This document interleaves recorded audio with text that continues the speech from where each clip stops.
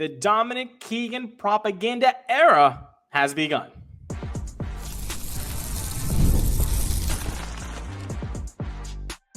You are Locked On Rays, your daily Tampa Bay Rays podcast. Part of the Locked On Podcast Network, your team every day.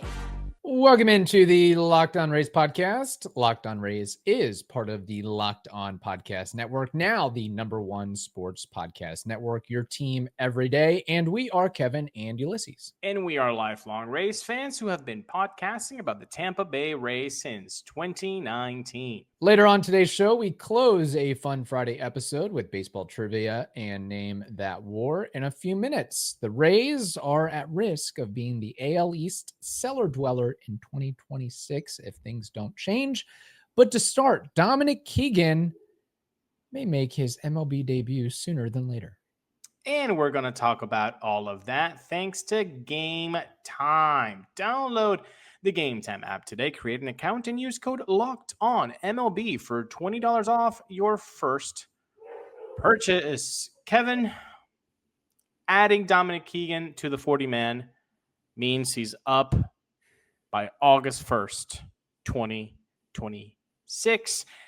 He had only 69 games in AAA last year, slashing 241, 306, 429, a 735 OPS with 10 home runs.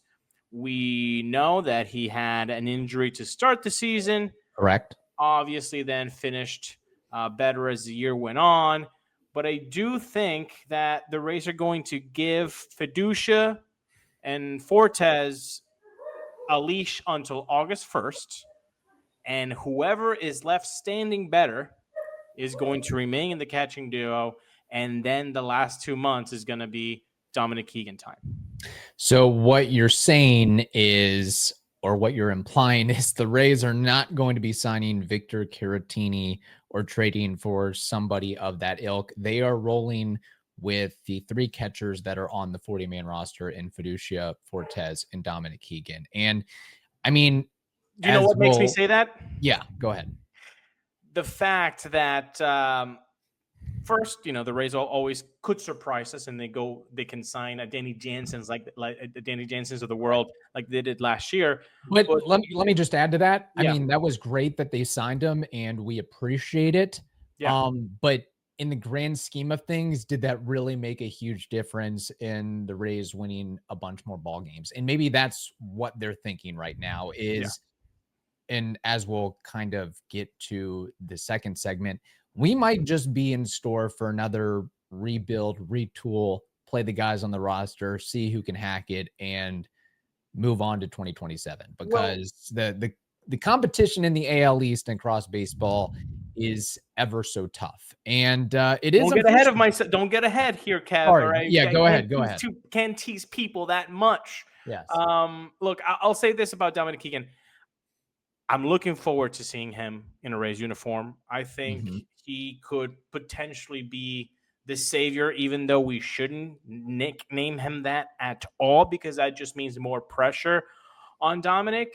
But, and look, I'm saying this with as much respect as possible, but also the fact that we have these microphones and these platforms in front of us, it does give us a little bit of responsibility to kind of say what we think and what other fans are thinking.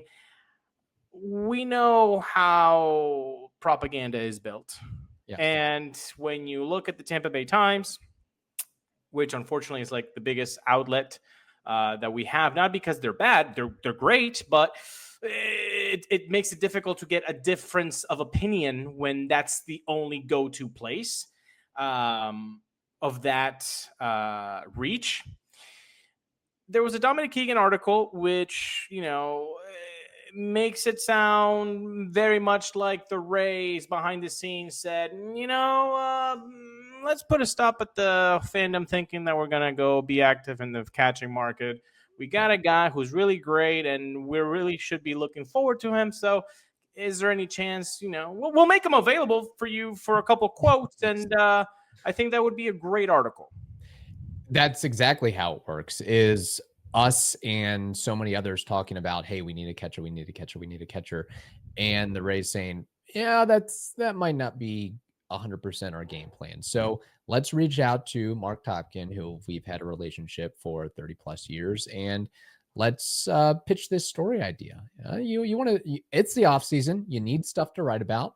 We'll make Dominic Keegan available for 10, 15, 20 minutes so you can get your quotes and talk about his experiences in AAA and moving up through the ranks in the Rays minor league system. And there we go. He is a guy that we're trying to groom to be on the major league roster at some point in 2026. Now, I just hope that he does become a thing. I hope that he becomes Of course. the odds are against that, but looking at it from the fact that he was injured, I guess that's a good thing, because if he was fully healthy and he put up those numbers, I would be a lot less impressed than if he was dealing with and managing with an injury and he was still able to produce and get more on track towards the end of the year.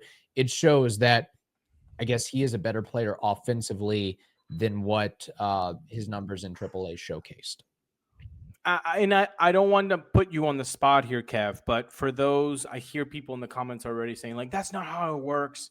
I'm not going to put you on the spot here too much, or maybe I am, and forgive me for saying so, but you have a background in being a journalist. And, I'll say it if other people won't say, you've won awards for your work in journalism. So this sort of thing isn't out of the realm of possibility, Kevin. Like, you've lived this. No, and some of it's a quid pro quo of, Topkin, I'll write this article about Dominic Keegan, but you better give me some nuggets and tidbits later on this offseason or during the course of the regular season.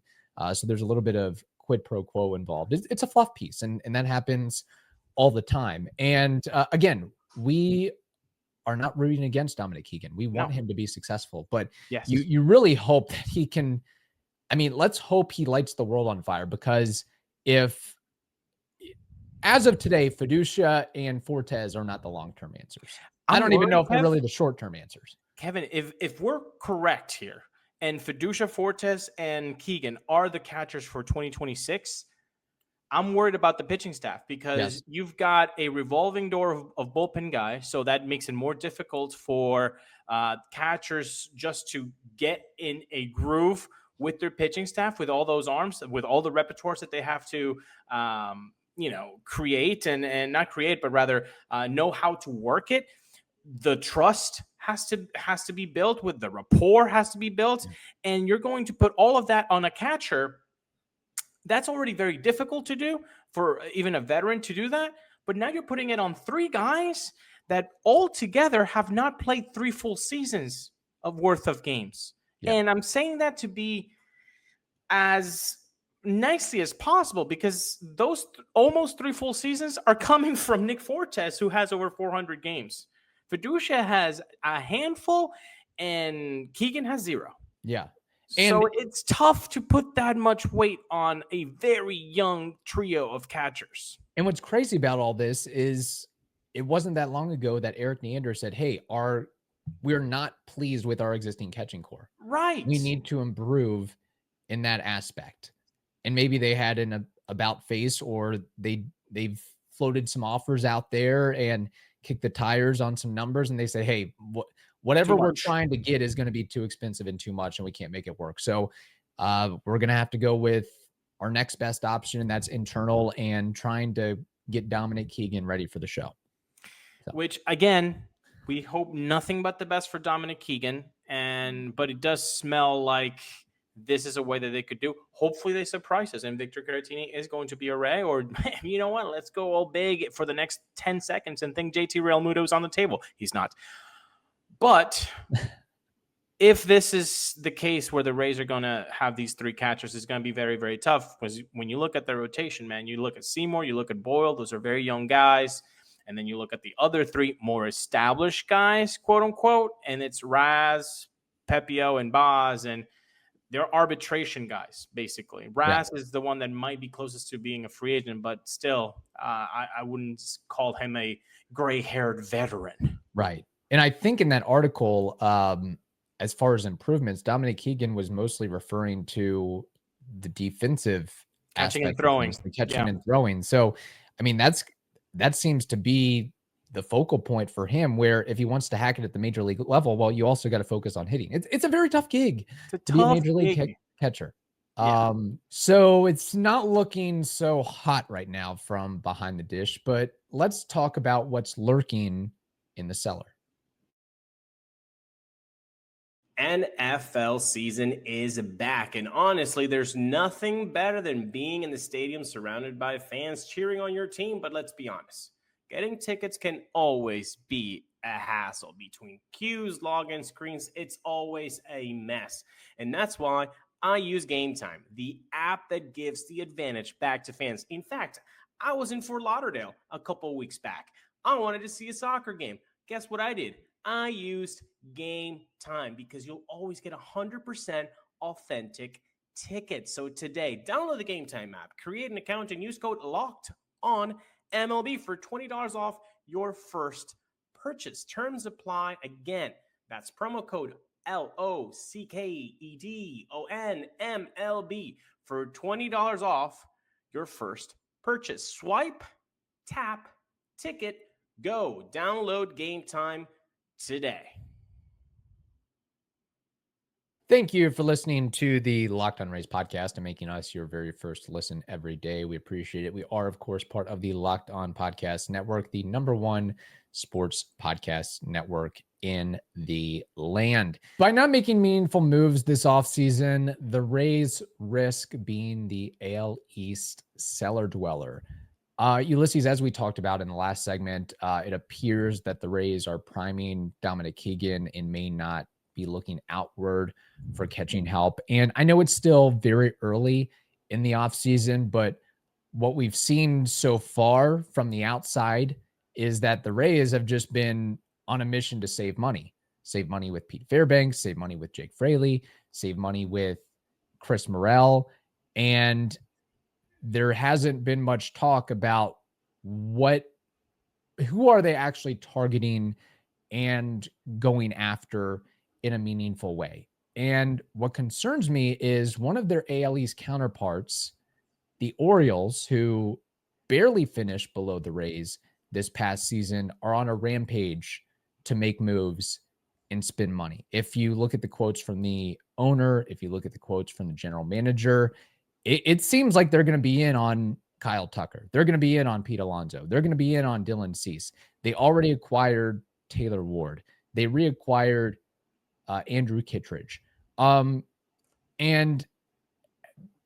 I'm just nervous with the possibility or idea that the Rays are more or less going to stand pat, make some minor moves here and there, but they're not going to go after a big fish in free agency or a trade. That they're looking at 2026 as rebuilding year 2.0, because maybe the thought is, hey, we can't catch up to the Blue Jays. We can't catch up to the Yankees. We don't think we can catch up to the Red Sox. So we're going to make incremental adjustments and changes and play for 2 years from now, 3 years from now. Whereas the Orioles are, like, even though they finished dead last in the division by just a couple games, they are like going all in. Like they want to stop, Kevin. Stop right there, Kevin, because that's the most scary part of this equation, is that when you look at the standings and you feel like, the Orioles were pretty bad last year. They were only 2 games worse, Kevin. Yes. You buried the lead there. There were only 2 bleeping games worse than the Rays. And there's a question underneath on the scrolly thing at the bottom of the video thing. It says, are the Rays a better team in November 2025 than they were in September 2025? I don't think you can look at this roster and put hand on the fire that it is better, because how can you be better when you don't have a closer right now? You don't. Yeah. And you have all of the flaws that Fairbanks has, the unplayability in the cold, the fact that he sometimes walked too many people in critical situations, the fact that the long ball was an issue, the fact that he wasn't striking out as many people as a closer should. All of those things, sure, he still made you a better team than not having him. And when you look at a guy like Andrew Kittredge being signed to the Orioles for $9 million and Pete Fairbanks at 11, my goodness, you let that go? Pete Fairbanks at 11 is a bargain if the market right now is giving Kittredge $9 million bleeping dollars, man. So I want to hear from you guys in the comments. Do you actually believe that in November 2025 we're a better team than they were in September 2025? And if you do, please list the reasons why. Yeah, and we've lost Fairbanks, we lost Fraley, we lost Morel. And again, we have our arguments about Morel and whether he would ever be able to figure it out. But who's hitting those 10 bombs? I didn't like that he only hit 11 bombs with the Rays in 2025. Who's hitting those 11 bombs? Yeah. Where's that coming from? You hope it's coming from Ryan Valade. But as of today, you're without Pete Fairbanks. I know the Rays added a couple relievers and trades who might become something and have a semblance of something. But you never know. There's still question marks at catcher. There's still question marks with the rotation. There's still question marks with offense and where you're going to find the power. So to me, the Rays still have a ton of work to do this offseason. And as of yet, they really haven't moved the needle as much or if at all. And if you're an Orioles fan, it's got to be refreshing to hear comments like money is available. Hey, we're willing to forfeit draft picks to sign free agents, where we're not getting that from the Rays. And you hope that there's a day, maybe it doesn't happen until the new stadium becomes a thing, that, the Rays ownership group openly goes out and says, yeah, we're trying to make moves this offseason. Hey, I think the only comments have been, hey, the payroll is going to basically stay the same. That's it. It's not like, hey, we're opening things up. We want to get a big fish or two. And we've talked about the stadium saga endlessly here, but we just talked about napkin math on the situation of the Trop being extended for one more year. Well, then if you're playing 26, 27, and 28 at the Trop, let's say another year, 29. So you're not really opening the stadium until 2030, which means then you're really not seeing any revenue really until 2031 at the earliest. So we're looking at 6 more years of closed purse strings. Hopefully not. Hopefully it opens up a little bit. But I will just say for the here and now, it might still be best case scenario, the Rays finish 4th in the division in 2026. Worst case scenario, they finish 5th in the division in 2026. It's not looking great. I mean, do you actually think that the Red Sox are going to fall apart, or the Yankees or the Jays? It's a very tough division right now, and you hope don't like this quotes from the Orioles. I really don't like the quotes from the Orioles. And if you're a Rays fan, you shouldn't like them. And I know that there's people that are going to be like, "Oh, that's just talk." They talk about that all the time because of their young core, and they didn't do anything last year with their pitching. And they basically got Charlie Morton, and I get that, but I'd like to hear those quotes from Rays ownership. Well, I think they probably learned their lesson from last season of like, hey, you're going to have to spend a little bit of money to win some more games. And you hope that, if the Rays don't go out and make some maneuvers, that the saving grace is Tropicana Field being an amazing home field advantage. Right. You hope that you can, if you can go 10 or 12 games above 500 at home, maybe that can save you. Maybe that can move you up a little bit, as opposed to Steinbrenner Field, which was basically, a 50-50 proposition of whether they were going to win or lose. Funny how, everybody was saying, well, it was a good idea that they got Christopher Morel because he was going to be really great for the Rays at the Trop. He wasn't in 2024, 2025. Of course, we know that they didn't play at the Trop. And then when they get to be at the Trop, they're like, you know what? No, actually DFA. So funny thing that didn't happen as a home field advantage for that particular player. But let's close out this gloom and doom fun Friday. All right. with a change of energy with baseball trivia, followed by Name That War. The NBA is back, and there's no better place to get in on the action than FanDuel, the official sports betting partner of the NBA. Even if you missed the start of the game or you want to ride the hot hand, FanDuel has live bets on everything from who will score next to fourth quarter comebacks. And you know what? You can always use them as green Skittles on FanDuel. That's always a lot of fun. And right now, FanDuel is giving you customers $300 in bonus bets when your first $5 bet wins. You heard that right. $300 in bonus bets to new customers when your first $5 bet wins. So head to FanDuel.com right now to sign up and play your game with FanDuel, the official sports betting partner of the NBA. Thank you so much for joining us at Locked On Rays, part of the Locked On Podcast Network, your team every day, now the number one podcast in all the land. Kevin, in front of me, I have a list of 10 players. Okay. 10 players that wore a Rays uniform. And boy, they knew how to collect hits. Kevin, I need 8 of these 10 players who have the most hits as a Tampa Bay Ray / Pebble Rays. Okay. Longoria. Evan Longoria is number 2 on this list with 1471. Crawford. Carl Crawford is the clubhouse leader at 1480. Can you believe Longo was just 9 away from tying and then 10 away from taking the lead from CC, man? Oof. Yeah, Longo leads in just about every other category, seemingly, except, I guess, stolen bases and triples. But Crawford's got some marks to his name, too. Ben Zobrist. Ben Zobrist is number 3 at 1,016 hits. BJ Upton. BJ Upton is number 4 on this list with 910.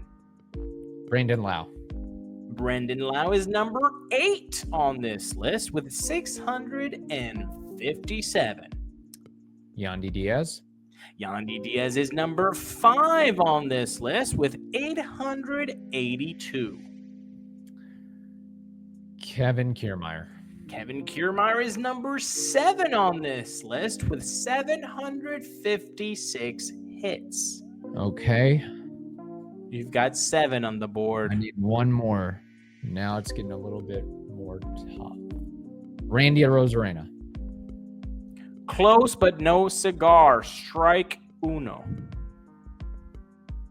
Okay.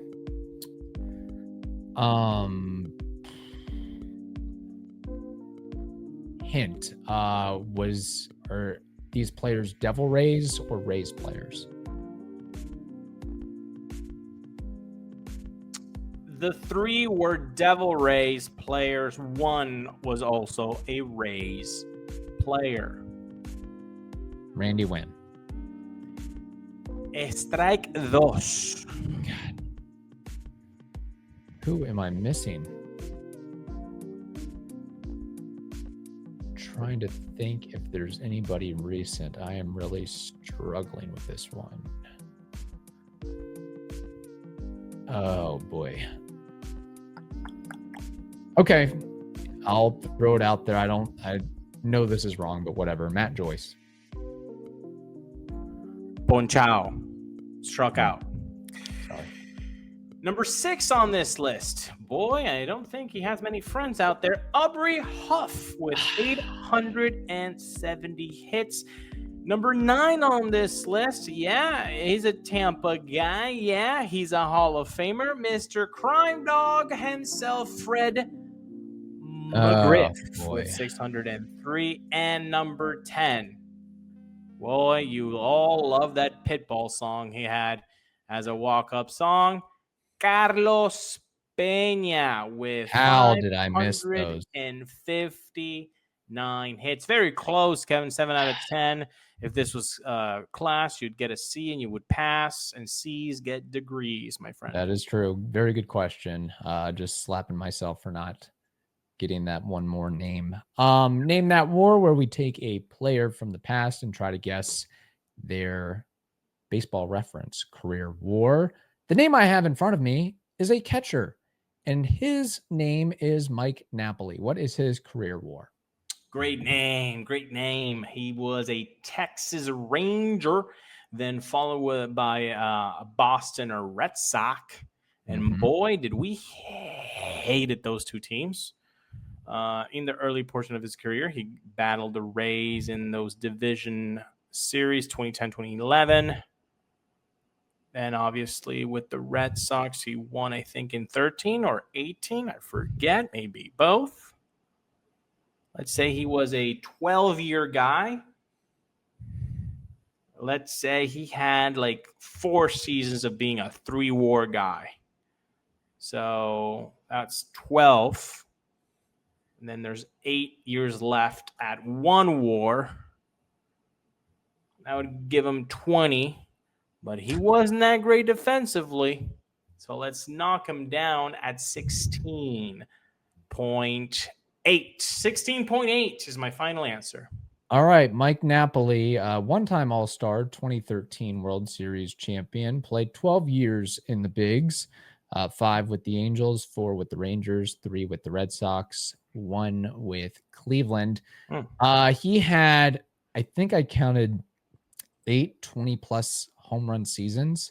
8? 1, 2, 3, 4, 5, 6, 7, 8. Yes. And he had a season with 34 home runs, had a season with 30 home runs, had a season with 29, season with 26, season with 24. So he hit a lot of dingers. All told, 267 homers in his career, with a career batting average of 246, on base percentage of 346, slugging percentage of 475, career OPS of 821, OPS plus of 117. I don't think he gets enough love for the power and offensive production that he put up as a catcher. And I think he played some first base as well. But you take all that. Yes, I do not think he was known for his defense, but I will tell you, you undersold him, because his career WAR across those 11 seasons, or 12 seasons rather, I should say, 26.4. I was closer with the 20. Damn. Yeah. All right. I knocked them off way too much because of the defense. Okay. There it is. My bad, Mike. Let's hope that Dominic Keegan hits as many home runs as Mike. Wait, hold up. If Dominic Keegan is a 26 WAR player, I would sign that right the bleep now. If any Rays player is a 26 WAR player, you sign up for that. But especially a catcher. That means you had a very, very good career, and you probably made a lot of money, and you probably have an all-star appearance or some other accolade or award. And all told, Mike Napoli, I think, can be pleased, very pleased with his Major League Baseball career. And let's hope we can find our own version of Mike Napoli offensively at the catching spot. On that note, we hope you all have a wonderful day. Stay safe, and we will talk to you later.